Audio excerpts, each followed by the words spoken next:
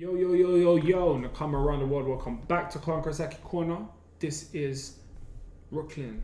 This is Vimel, and I am Surgeon. Yes, that's our full names now, you know. But we're here to bring you our One Piece 937 Manga Chapter review, Gyukimaru on Oihagi Bridge. That, for me, is probably one of my most enjoyable chapters in terms of hype building over the last few weeks. And Oda lately has been doing a great job on that. But before that, please smash the subscribe button. Leave a like on the video already if you haven't. Comment down below in terms of what you're thinking. And thank you for tuning in as you always do. We really appreciate you every single time. Now, let's take them away. Start with the front cover. I mean, this is the shonen front cover. It's interesting. One Piece is building up more hype. Luffy carrying swords. It's like, come on, man. Give it to Zoro and stop it, man. Like, behave yourself. Like, in terms of the colour spread... Let's remember this. When in Rome... Do as the Romans. Yeah? When in Wano... Do as the samurai. Hey, let's get it. Now, the colour spread of the One Piece planning adventure... Now, the first thing that jumped out at me was... I never realised Robin had so much booty.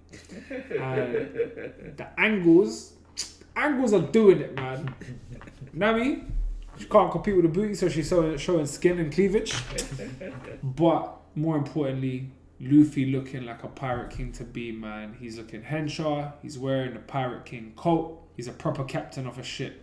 You gotta love it, man. I don't know what you guys think about the colour spread, but... I really enjoy it. It's a little bit of... It's fun.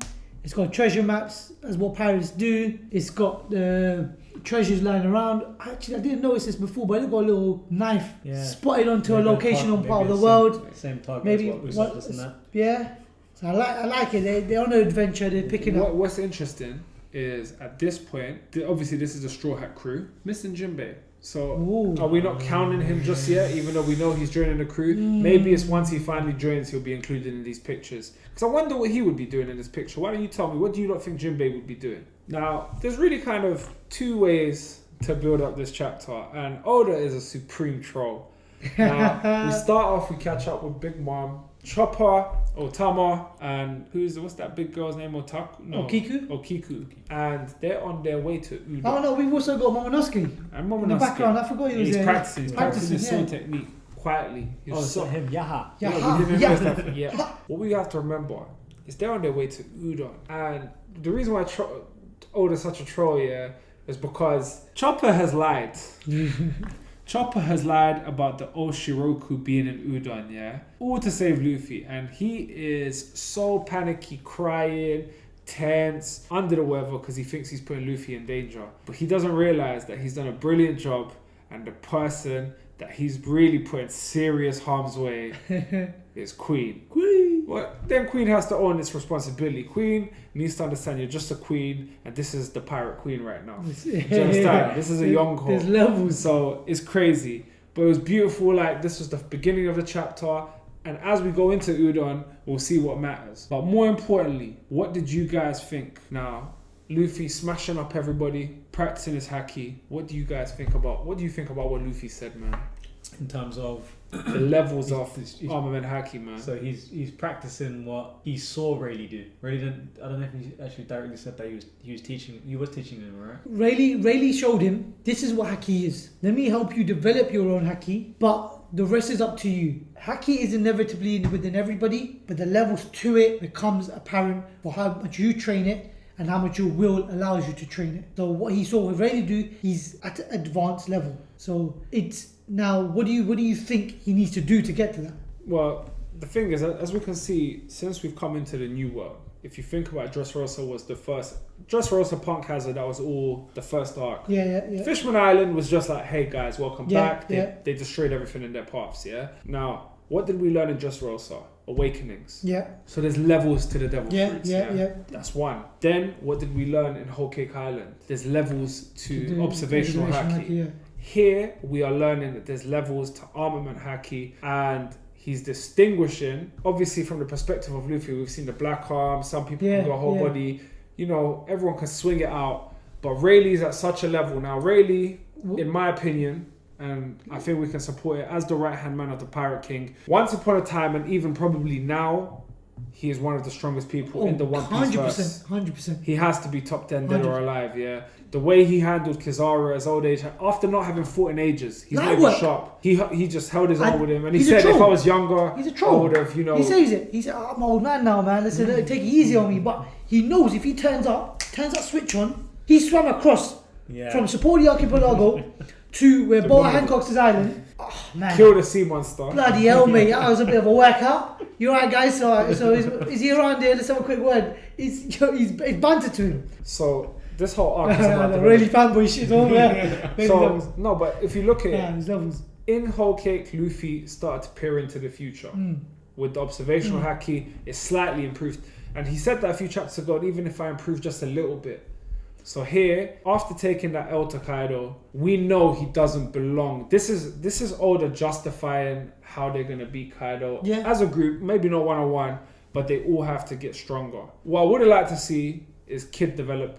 I want to see a bit more get personal with Kid. Because Kid is going to be as strong as Luffy, more or less, roughly. Now, how much of an influence does Oda have on building Kid's character in terms of focus? Because he did it for Trafalgar Law and did a brilliant job. Will he do the same for Kid? Justifiably, we want to see it because at the end of the day, he's competitive enough to be in the rankings of Luffy Kid. So we need to see the backstory. We need to be able to understand how far he's going to go, what more he can do. But my excitement this chapter is Queen is observing Luffy mashing everyone up. You got some of these side guys, the Scorpion guys, just talking, if you let me, we would have won this already after you already got beaten when Luffy was cuffed. Shut up, man.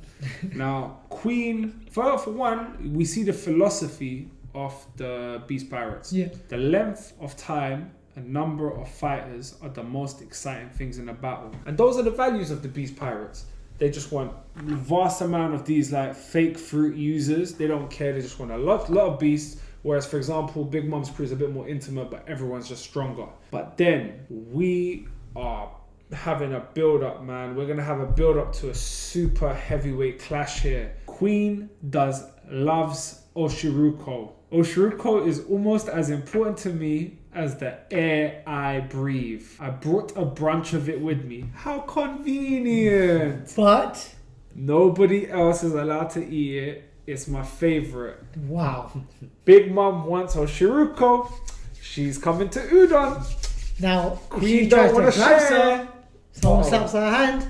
It's a disaster. I am so excited for this fight because by no means, Queen's going to take a whooping, but I do expect Queen to do something and demonstrate and hold her own. And on top of this is just plot armor. Obviously, this is how Luffy and everyone gets away. Perfect. I don't see Big Mom remembering, getting her memory back. I think what's going to happen is my prediction, as she did in Whole Cake Island when she wanted the cake and she went crazy. We might see her slimming down and go into rage mode where she's just not aware of anything and she's going to want to kill Queen. She's going to want to spank up Queen and it's going to allow everyone to get away. 100%. But in the meantime, other than that, big fight.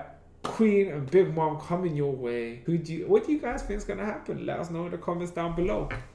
And from there, guys, what's happening in the Ringo country? That's Zora. And I forgot Gyukimaru. So we get a history lesson on Ryuma, and we get what I really liked about this is Oda killed two birds with one stone in this chapter. He showed us the level of Haki development that Luffy's working on, but he's now alluding to the development of Zoro's powers going into the far future. As we know in the One Piece universe here, the 12 strongest swords, there's a group of them, yeah? And what seems to be, what was taught first of all by Dracula Mihawk is, if your blade is black, if you cover it with Haki, you will never chip your sword again. And now we learn that the reason why Shusui is a black blade is because of it was wielded by the greatest swordsman, one of the greatest swordsmen in Wano's history. Yeah.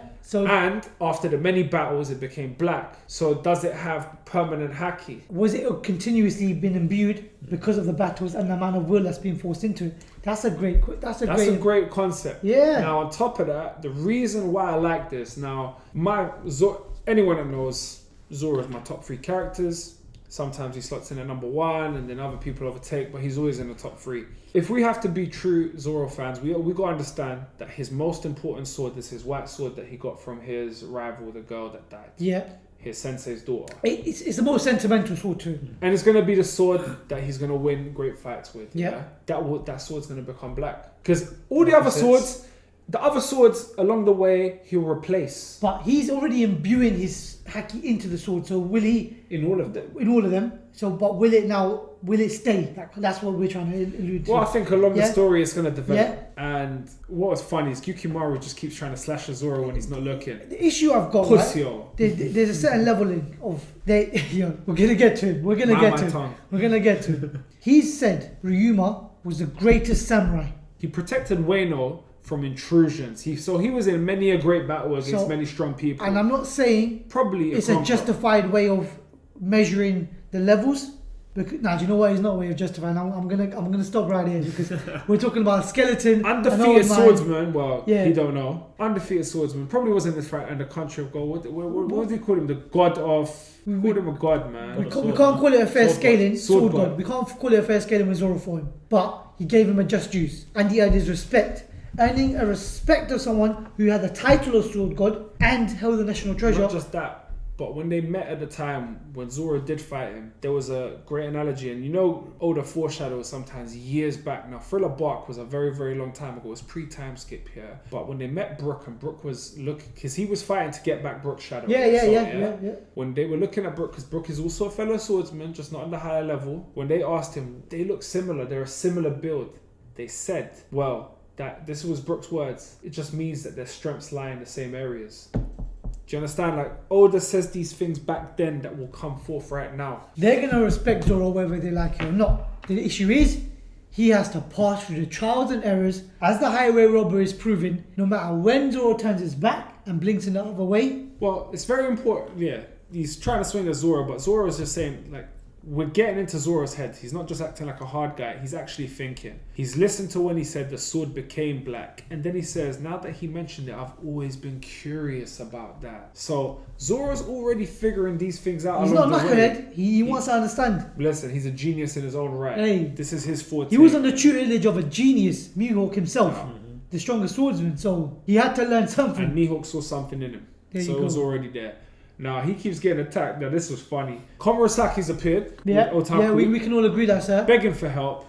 And in that moment, Yokomaru is trying to slice Zoro. And Zoro is telling him off like he's a dishonorable guy. But more philosophy, and it's going to be important in these battles in Wano. Finding an opening is what leads to victory in a battle. That is why I always wait for that opportunity, man. So he decides to protect them, and they're being followed.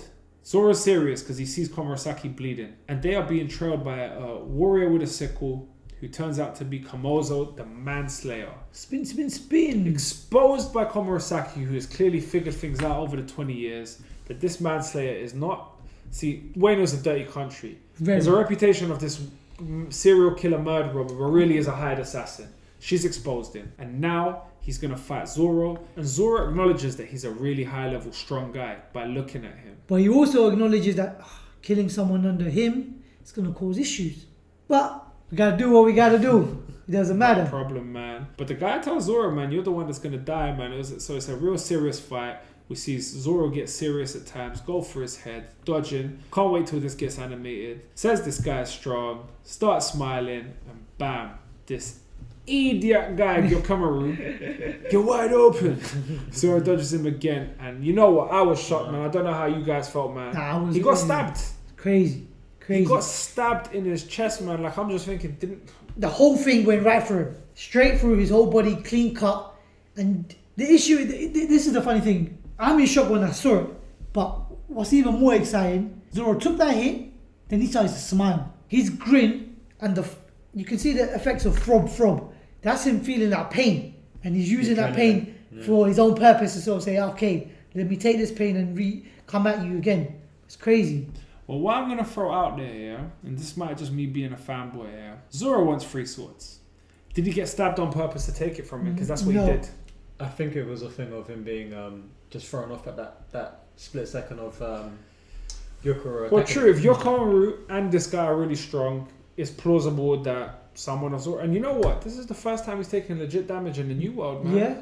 Ueno is no joke, guys. Ueno is no joke, but it does appear that Zoro, once he got his 3 spears, 1 shot at him, man. Oh no, get it. Because Kamazo looks like he's bleeding all over, man. No, he looks like he's been taken Zoro's out. my hitter, man. He is my hitter. A righteous strike, man. Righteous. So what did you guys think? Let us know down below. If you haven't already, smash the subscribe button and hit that like sub button. It really helps us grow. Every single time. Let us know what you thought. This is a great chapter. Where do you think One Piece is going? Do you like the way it's developing? Are you excited for Queen verse Big Mom? Because it's going to happen. Definitely. That's not even a prediction. That's almost just, told. It's imminent. Man. It's imminent. The food fact. Do you like the way that Oda's doing his back and forth in different areas? He does it regularly, but in Wano he's moving at such a great pace. We're still only in Act 2 though.